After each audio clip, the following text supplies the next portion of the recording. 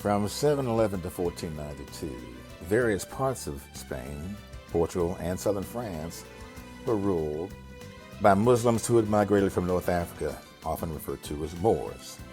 The boundaries of Moorish Spain changed constantly over the centuries as a result of a series of battles with the Christians who had held on to the strongholds in the northernmost areas of the Iberian Peninsula. The longest period of Moorish rule was in the southern area, commonly referred to today as Andalusia, where you can see the greatest evidence of Moorish influence and whose capital and largest city is Seville. So we arrived in Seville just in time for Feria, the time once a year when the town and everyone in it dresses up for the occasion. I think the really interesting thing about Feria is it's like an American version of a tailgate, because they have all of these tents set up on property. And the only way you can participate is either to know someone or know someone who knows someone, because each of the tents has different entertainment, different food, and everyone is there in their traditional dress. We're at a tapas market in Sevilla, at the edge of the bridge across from, I forgot the name of the town, Triana, where we had a tour this morning.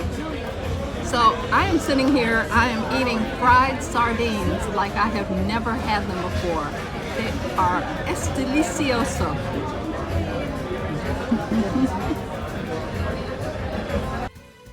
In 1172, the Muslim Caliph ordered the construction of a new grand mosque. And after the Christian conquest, the mosque was converted to a cathedral, the Cathedral of St. Mary of the Sea, which after its completion became the largest cathedral in the world. It's still the world's largest Gothic church. The trek up the tower is not for the faint. Believe me, it took 30 times around up this ramp to get to the top toward the bell tower.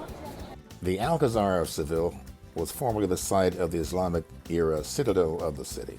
After the Christian conquest, the site was progressively rebuilt and replaced by new palaces and gardens. Its upper stories are still occupied by the Spanish royal family on their visits to the city. Welcome to the gardens of the Alcazar.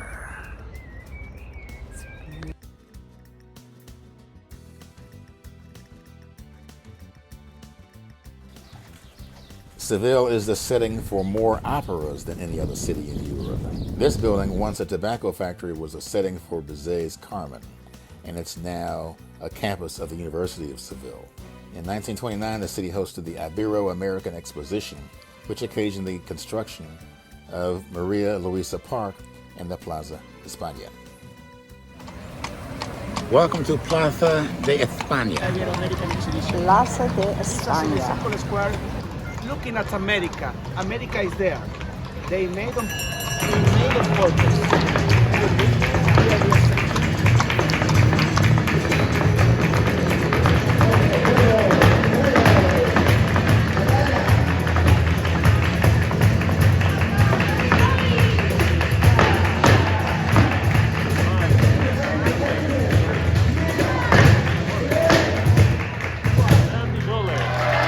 So we met up with our traveling companions at Las Casas de la Juderia, a hotel consisting of several homes in the historic Jewish quarter. They were connected by a network of underground tunnels. And we traveled to Palma de Rio, where we stayed at Monasterio de San Francisco, a 15th century monastery, one of whose first guests was Christopher Columbus. I have to say, all of the training that we did before the VPT bicycle tour did not go to waste on Trey. Trey was well prepared for this trip, and I became part of the tour group with our group leaders, Nico and Jose.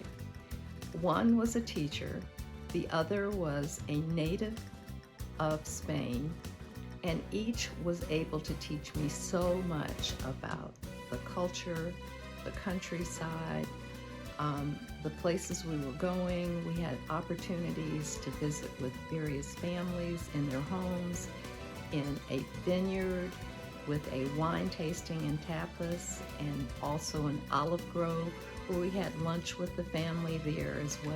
Although I did not get to catch a bullfight while we were over there. Hopefully I'll at least get to see one when we go back. I did get to witness the royal horses perform in Cordoba. That was a sight to behold. This is the Alcazar of Cordoba. And we're in the gardens of the Alcazar right now. Beautiful, beautiful, beautiful spot.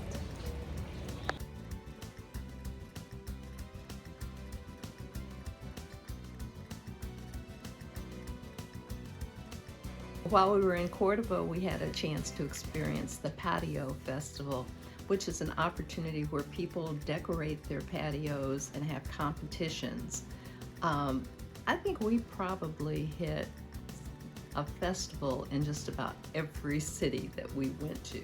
Cordoba's period of greatest glory began in the 8th century, after the Moorish conquest, when some 300 mosques and innumerable palaces and public buildings were built to rival the splendors of Constantinople, Damascus, and Baghdad.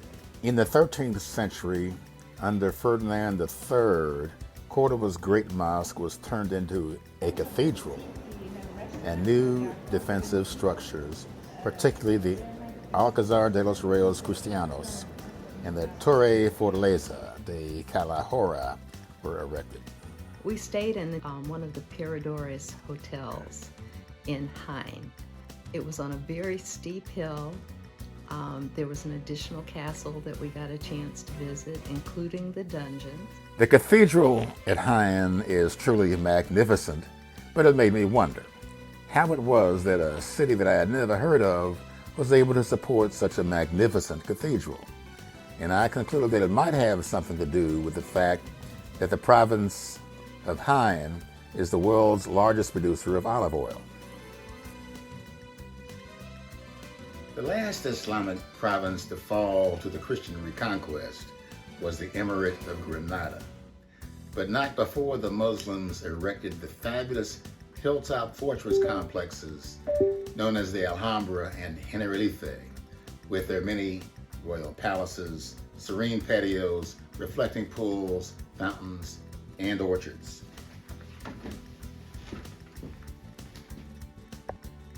Today's Granada is a thriving and highly diverse city with a vibrant gypsy and flamenco culture.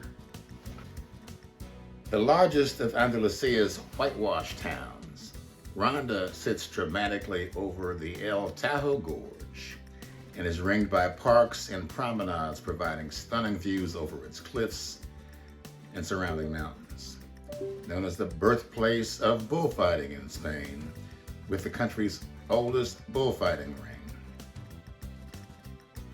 So we ended our Andalusian sojourn in the city of Malaga, where we rendezvoused with our cousin Eleanor, who has lived in Spain most of her adult life. Malaga may be the most underrated city in Spain. It has lots of historical resources, including a Roman theater and a Moorish fortress, and a large historic district. But it's also got a beach and a port and lots of art. Welcome to the Pompidou Center. We went to the Thyssen Gallery, the Pompidou Center, and since it's the birthplace of Picasso, we spent time in one of the museums dedicated to his work. Malaga is a fabulous city, and I think I'll be back.